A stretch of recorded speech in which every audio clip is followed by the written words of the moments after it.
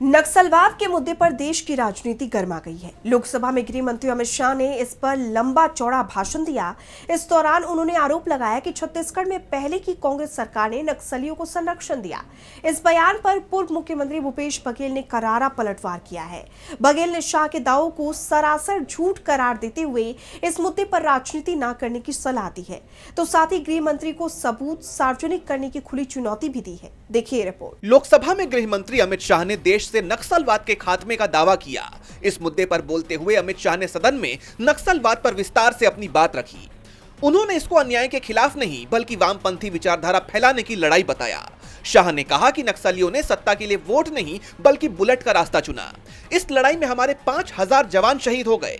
नक्सलियों ने बच्चों का अपहरण कर उन्हें हथियार थमाए, किसानों के खेतों में बारूद बिछाकर उनके पैर छीन लिए।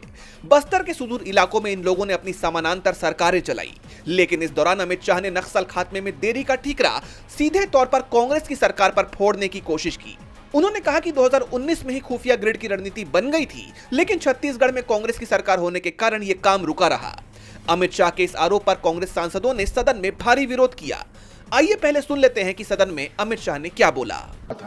सिर्फ छत्तीसगढ़ नहीं हुआ था क्योंकि वहां कांग्रेस की सरकार थी।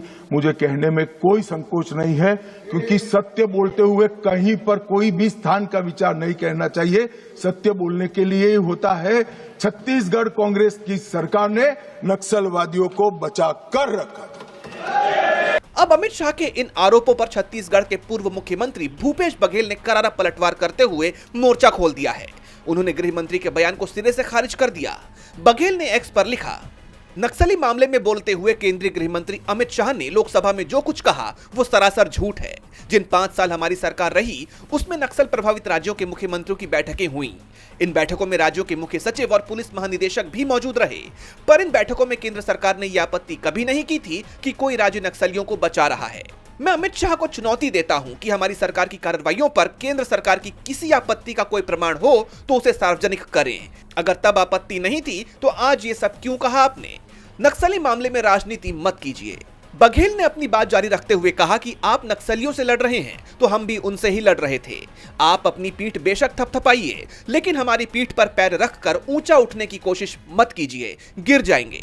अगर हमारी सरकार ने बस्तर के सुदूर इलाकों तक कैंप ना बनाए होते तो आज जो ऑपरेशन आप कर सके वो हरगिज संभव नहीं होती। भूपेश बघेल यही नहीं रुके। उन्होंने अपने पोस्ट में आगे लिखा, याद रखिए कि बीजेपी से बड़ी पीड़ा हमने झेली है। हमने अपने सीनियर नेताओं को नक्सली हमले में गंवाया है, उसी नक्सली हमले में जिसकी जांच बीजेपी नेताओं ने नहीं होने दी कि 5 साल हमारी सरकार रही।